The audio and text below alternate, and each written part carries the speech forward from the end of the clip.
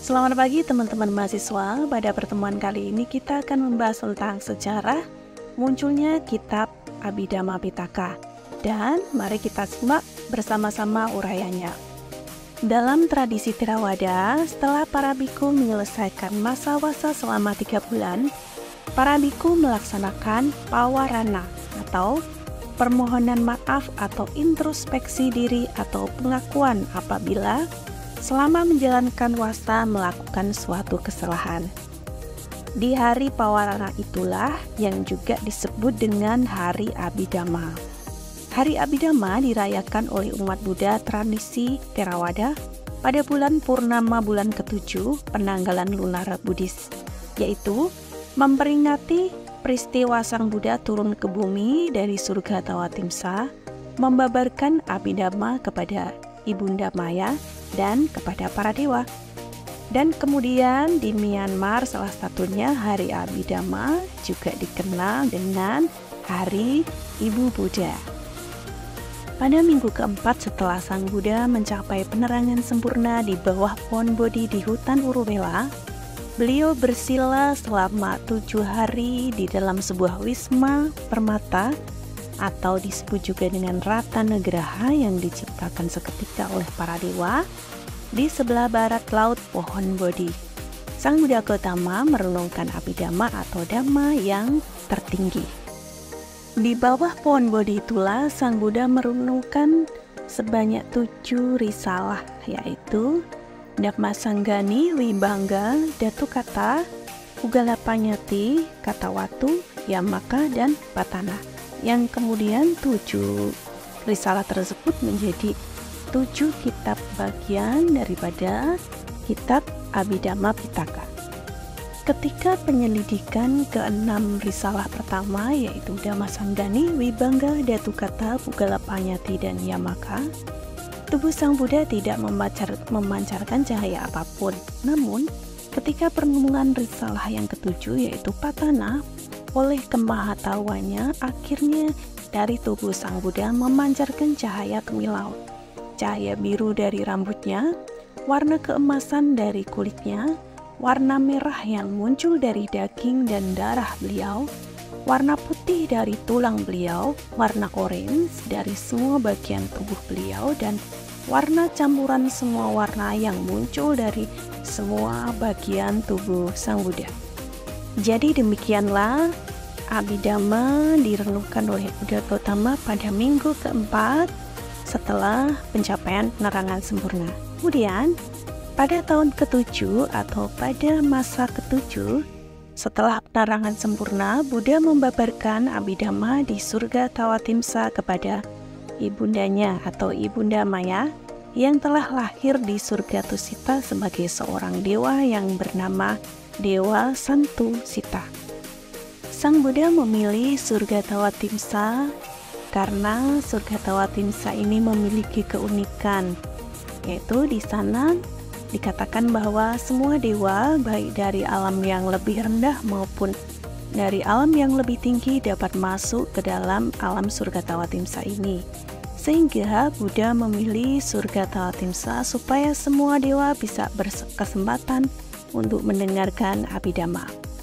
Buddha membabarkan Abhidhamma, dikatakan bahwa beliau duduk di atas batu permata atau tahta atau singgasananya Dewa Saka yang disebut dengan Pandu Kambala di bawah payung Pari Jataka dan di bawah pohon Kodawari. Sang Buddha membabarkan Abhidhamma selama 3 bulan tanpa berhenti. Lalu, bagaimana Buddha menjaga kebugaran tubuhnya padahal beliau terus-menerus membabarkan Abhidhamma sepanjang masa wasa selama 3 bulan? Karena secara alamiah Buddha adalah seorang manusia. Maka urayanya adalah semua Buddha telah mempertimbangkan masalah tersebut. Mereka biasanya mengikuti waktu alam manusia sewaktu membabarkan Abhidhamma. Saat tiba waktunya untuk mengumpulkan dana makanan, beliau menciptakan sesosok Buddha Tirwan yang sama persis dengannya, karena seorang Buddha memiliki kesaktian yang sangat luar biasa.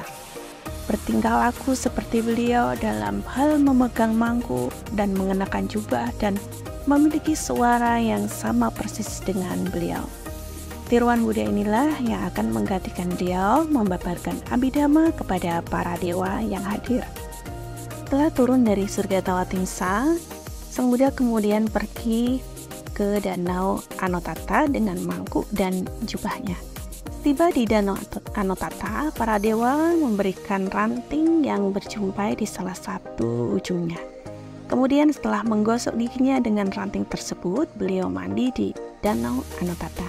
Setelah mandi, beliau berdiri di atas batu kemerahan dan mengenakan jubah berjahit ganda.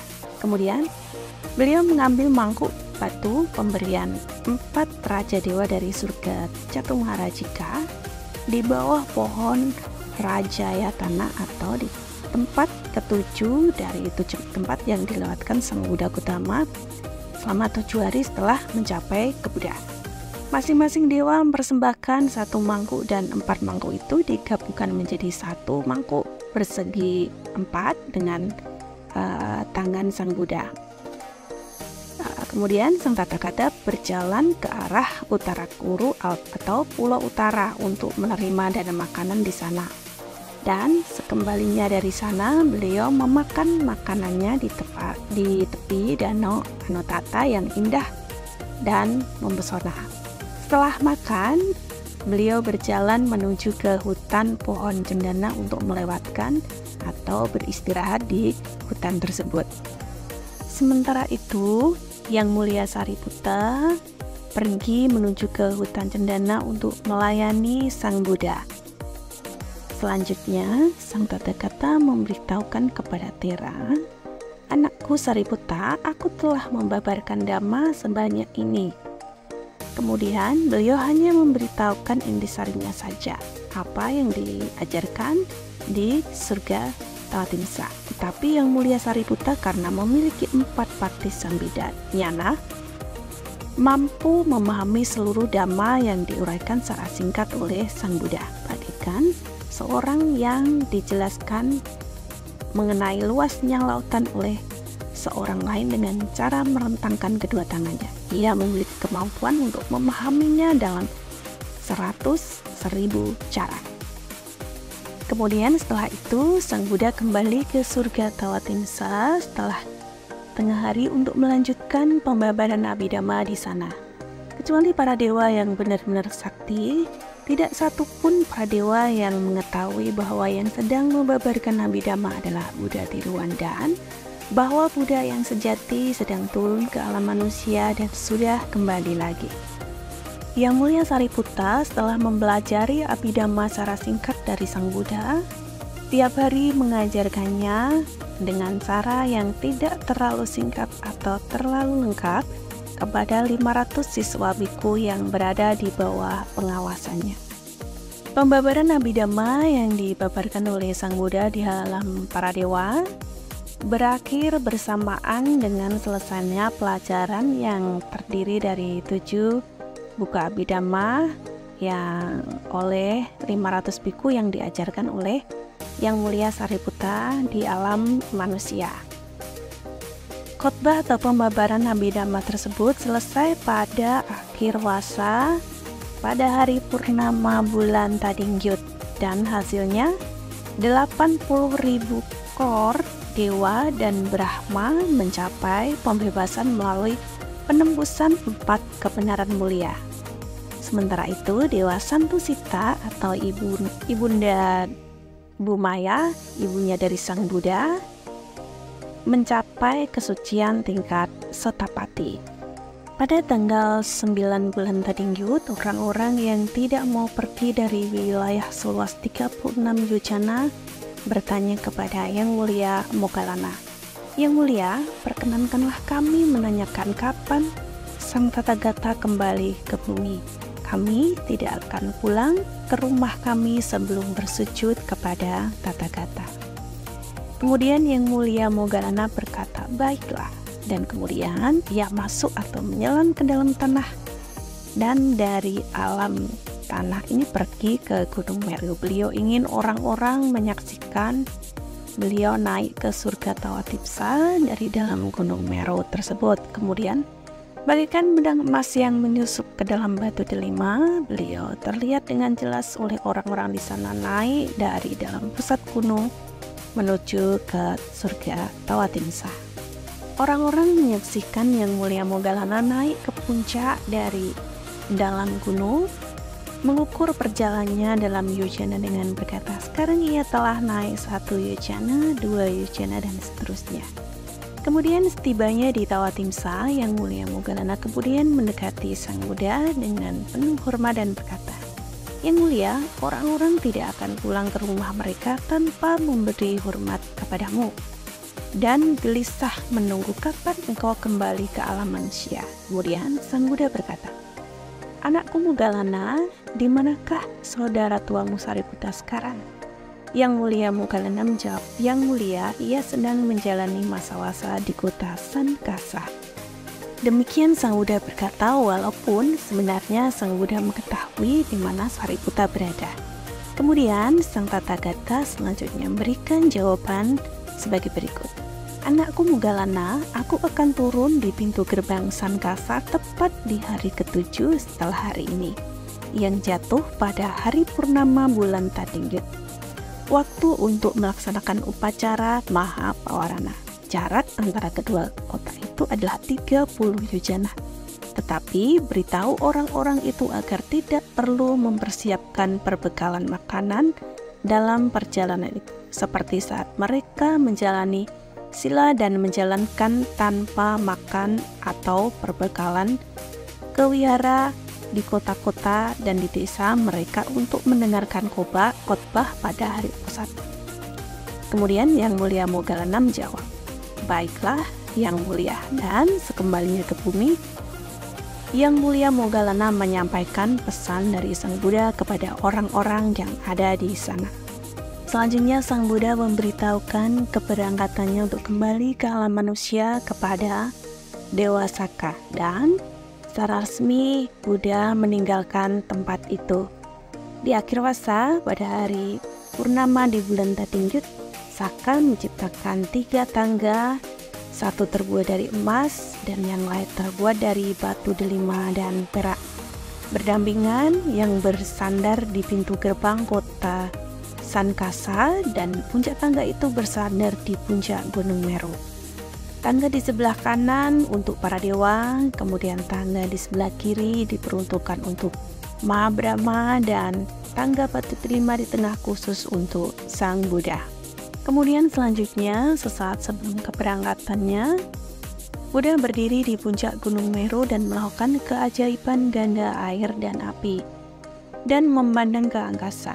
Seluruh angkasa hingga ke alam Brahma Kanita terlihat dengan jelas bagaikan angkasa raya yang bebas dari hambatan, dan ketika beliau memandang ke bawah, beliau dapat melihat neraka Awechi yang terletak paling bawah dari 8 alam derita. Ketika beliau memandang ke depan, ke samping, dan ke segala arah, ribuan alam semesta dapat terlihat tanpa halangan apapun. Pemandangan gaib ini juga disaksikan oleh para dewa, Brahma, dan manusia. Demikian semua para dewa dan Brahma dapat melihat umat manusia, dan umat manusia dapat melihat para dewa dan Brahma pada saat itu. Dari tubuh Sang Buddha memancarkan sinar 6 warna, yang kemudian beliau turun dari surga Tawatimsa ke alam manusia. Dan tidak ada seorang pun dari kerumunan orang yang berkumpul di wilayah seluas 36 yojana itu yang tidak berkeinginan untuk mencapai kebuddhaan saat mereka menyaksikan kemegahan, kebesaran, keagungan, dan kemuliaan Sang Tathagata. Para dewa turut serta menuruni tangga emas di sebelah kanan, dan para Brahma melalui tangga perak di sebelah kiri. Sang Buddha sendirian turun melalui tangga batu delima di bagian tengah. Dewa Pancasika di sebelah kanan memberikan hormat dengan memainkan alat musik harpa pelua. Dewa Suyama yang turun sambil mengipasi Sang Tathagata dengan kipas bertahta batu delima. Dewa Saka di sebelah kanan meniupkan trompet Wijayutara, kulit kerang, dan para dewa dari alam semesta lainnya juga datang dan memberikan hormat dalam berbagai cara. Para Brahma turun melalui tangga perak kemudian memegang payung putih Brahma di atas kepala sang Tathagata sebagai penghormatan. Demikianlah sang Buddha turun ke bumi dengan cara yang disebutkan di atas, dan setibanya di bumi, beliau berdiri di pintu gerbang kota Sankasa. Orang-orang yang sebelumnya berkumpul di kota Sawati berangkat untuk melihat sang Tathagata pada hari Pawarana di akhir masa. Mereka dapat tiba di pintu gerbang kota Sankasa dengan cepat dan tanpa rintangan apapun. Yang Mulia Sariputta adalah orang pertama yang memberikan hormat kepada sang Buddha segera setelah sang Buddha menginjakkan kaki kanannya ke bumi sekembalinya dari surga Tawatimsa. Kemudian yang hadir di situ juga mengikuti apa yang dilakukan oleh Yang Mulia Sariputta. Tempat di mana sang Tathagata menginjakkan kaki kanannya di atas tanah kemudian ditetapkan sebagai tempat suci yang bernama Acala Citya Tan. Nah, demikianlah jadi pada hari Pawarana saat sang Buddha turun dari surga Tawatimsa inilah disebut dengan hari Abhidhamma. Kemudian selanjutnya berkaitan dengan perjalanan kitab Abhidhamma. Jika sejarah mengatakan bahwa konsili pertama dan konsili kedua kitab Abhidhamma Pitaka belum terbentuk, para sarjana memprediksikan bahwa Abhidhamma Pitaka mulai disusun setelah konsili kedua menuju konsili ketiga. Hingga akhirnya di konsili ketiga ini Abhidhamma menjadi bagian terpisah dari Dhamma dan menjadi salah satu bagian dari Tripitaka. Pada saat itu Abhidhamma Pitaka lengkap dalam 7 buku yang diantaranya sama seperti yang diajarkan oleh Buddha pada awalnya, yaitu yang pertama adalah Dhamma Sanggani, yang kedua adalah Wibangga, yang ketiga adalah Datu Kata, 4 Pugala Panyati, 5 Kata Watu, 6 Yamaka, dan yang ketujuh adalah Patana. Selanjutnya Abhidhamma diulang secara lengkap dalam Sangga Samaya atau konsili ketiga pada 523 sebelum Masehi di bawah pimpinan Yang Mulia Tissa Moggaliputta, atau 236 tahun setelah Sang Buddha Parinibbana atau 118 tahun setelah konsili kedua. Konsili ini diadakan di Pataliputta selama 9 bulan yang didukung oleh Raja Asoka. Biku Moggaliputta Tissa Tera berperan sebagai pimpinan dan 1000 biku ortodok yang dipilih ikut serta dalam konsili tersebut. Selanjutnya, pada konsili keempat yang dilaksanakan di Aluvihara, Tripitaka yang termasuk di dalamnya salah satunya Abhidhamma Pitaka ditulis dalam lempengan batu sekitar 400 tahun setelah Sang Buddha Parinibbana di bawah Raja Kaniska. Penulisan Tripitaka dilakukan di Alokavihara di Malaya, sekarang disebut dengan Matale. Para biku mengulang dhamma untuk memperoleh kesepakatan bersama sebelum ditulis di atas lempengan batu maupun daun lontar.